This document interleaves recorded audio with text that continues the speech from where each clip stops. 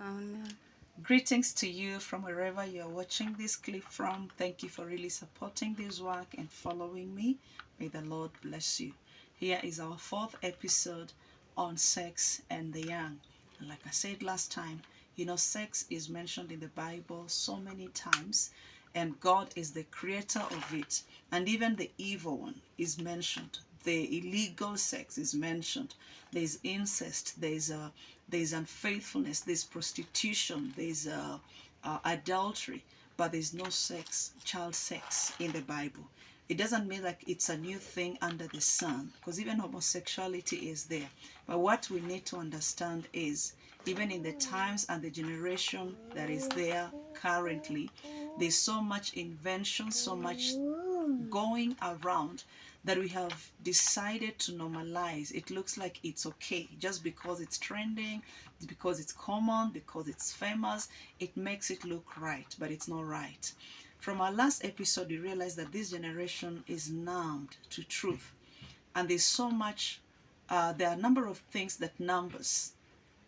Sometimes when you've gone through life struggles and pain, maybe loss or death or divorce or something, you become numb, or even false accusations, a lot of hurt.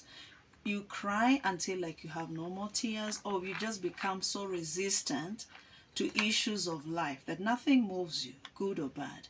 And even with this generation now, there's so much pressure on them from everywhere, from school, from peers, from poor parenting at home. All around them, they're surrounded with so much information from media. This one is saying this one is saying that. And they're like, okay, where do we fall? So they are caught up in the web of confusion, and because it's like there's no evidence really to what is even being brought into their heads, into their minds, and they just go to a place and they shut even from truth. So what will help them? They've decided to like, we don't need it, because it's like for them, they already know what they want. But it's important for us in life, even as we guide them, to help them understand that regardless of the many choices in life, there are only two at the end of the day. All the many choices can only be summed up into two. There's life and there's death. There's good, there's bad. There is heaven, there is hell. There is strong, there's weak. There's rich, there's poor. There is up and down. There's new and old. There's fresh or stale. There's success or failure, blessing or curses. All these things, they can only be summed up into two. So it's important for us to even help this generation understand these things you're indulging in have a destiny, has an end to it, and this is the end thereof. It looks like pleasurable now. It looks like the norm. It looks like it's what everybody is doing. So you're trying to fit in. It's the culture, because some of these things we have actually culturized them, and people say mwacha kabe mkacha whatever desturi ni mtumwa or something like that. Like you can't leave your culture.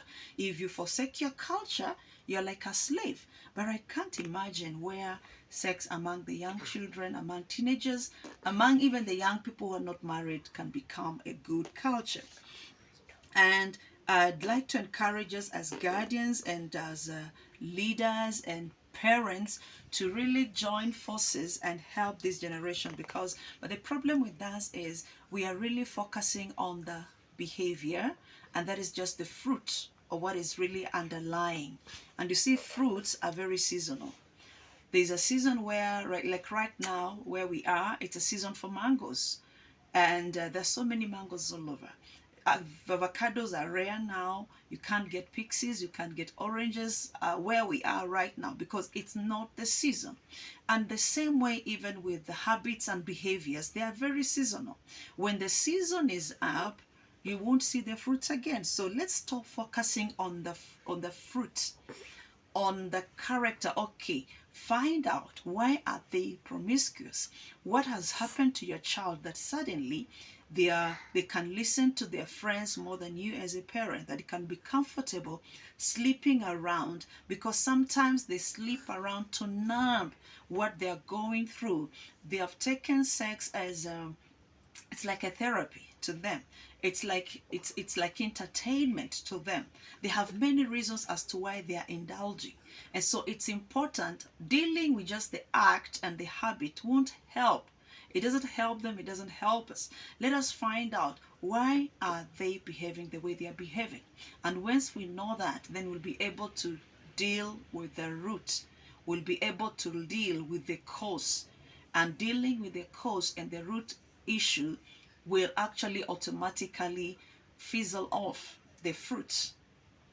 Thank you so much. Remember to tune in again in the next clip that is coming. I'm doing this every weekly. I think every week I'm trying to post just to enlighten us and sensitize us about sex and the young. It doesn't have to be normal. We don't have to normalize it just because everybody is doing it. Thank you. Remember to subscribe to my channel. See you again in my next video. God bless you. Shalom.